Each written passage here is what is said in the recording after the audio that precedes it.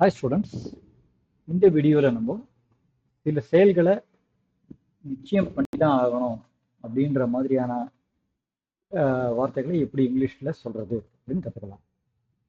இங்கிலீஷில் அந்த மாதிரி சொல்கிறதுக்கு 3 வார்த்தைகள் இருக்குது. Should, must, have to.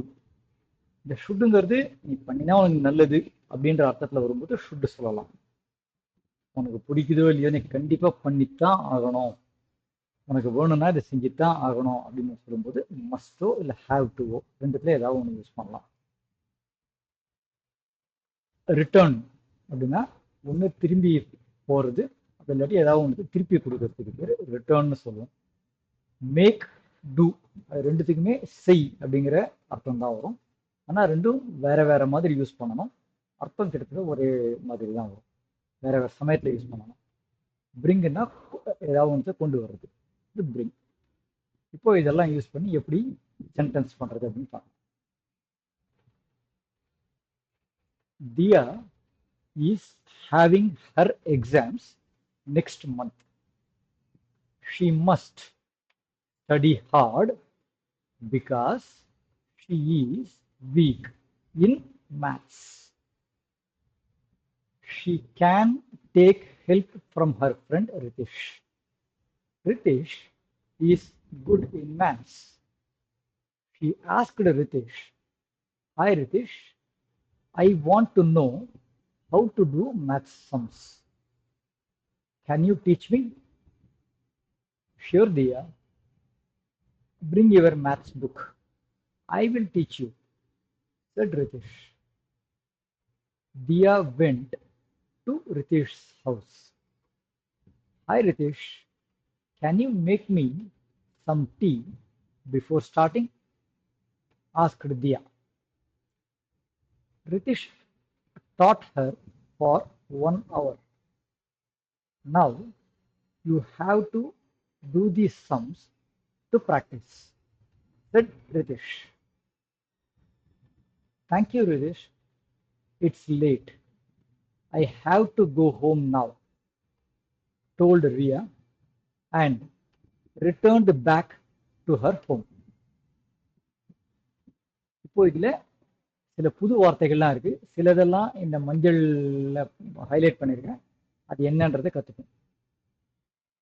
Week அப்படின்னாக்க நம்ம வாரம்னு ஒரு அர்த்தம் பார்த்தோம், அது WEEK. இது அதே மாதிரி தான் சொல்லணும், வீக்குன்னு தான் சொல்லணும், ஆனால் ஸ்பெல்லிங் வேற. இந்த வீக்குக்கு அவ்வளோ உறுதியா ஸ்ட்ராங்கா நல்லா தெரியாது அப்படின்ற அர்த்தத்துல வரும். அவ்வளவு உறுதியா ஸ்ட்ராங்கா தெரியாது அப்படின்ற மாதிரி. கேன் அப்படின்னா முடியும் அப்படின்ற அர்த்தம், கேன். அப்புறம் நோ அப்படின்னாக்க தெரிஞ்சுக்கிறது.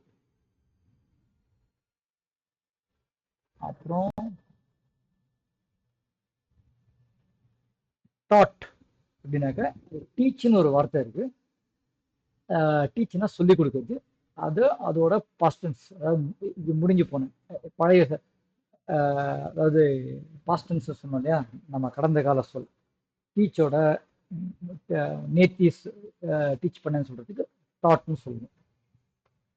சம்ஸ்னாக்க மேக்ஸ்ல வர சம்ஸ் எல்லாம், அதாவது கேள்விகள்லாம் இருக்கு இல்லையா, மேக்ஸ்ல வரதுக்கு பேர் சம்ஸ்ன்னு சொல்லணும்.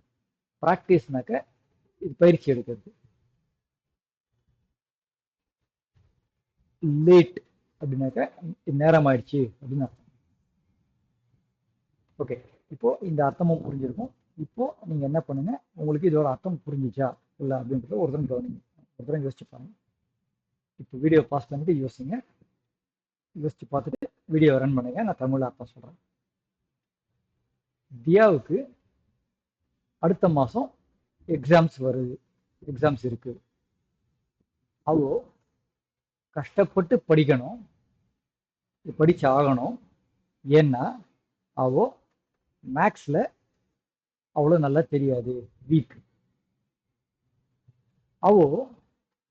அவ ஃப்ரெண்டு கிட்டேருந்து ஹெல்ப் எடுத்துக்க முடியும். ரித்திஷ் மேக்ஸ் நல்லா பண்ணுவான். அவோ ரித்திஷ் கிட்ட கேட்டா, "ஹாய் ரித்திஷ், எனக்கு மேக்ஸ் சம்ஸ் தெரிஞ்சுக்க விரும்புறேன். உன்னால எனக்கு சொல்லித்தர முடியுமா? டீச்சர்னா சொல்லித்தரும். நிச்சயமா தியா, ஷியோர்னா நிச்சயமா.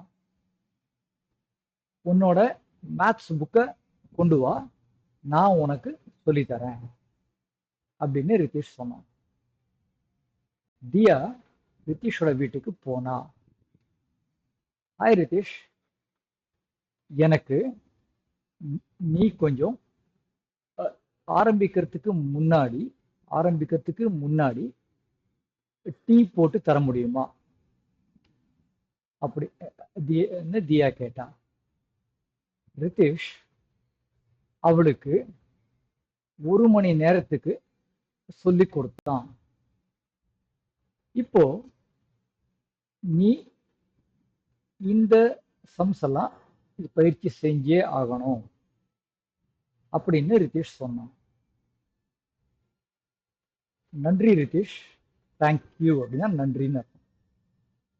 இது நேரம் ஆயிடுச்சு, நான் இப்போ வீட்டுக்கு போகணும் அப்படின்னு ரியா சொன்னா. சொல்லிட்டு அவளோட வீட்டுக்கு திரும்பி போயிட்டான். நான் இங்கிலீஷ்ல படிச்சதையும் மறுபடி கேளுங்க. இங்கிலீஷ்ல பேசுறதை கேட்க தான் புரியும். அடுத்த வீடியோல பார்க்குறவர்களும் பாய்.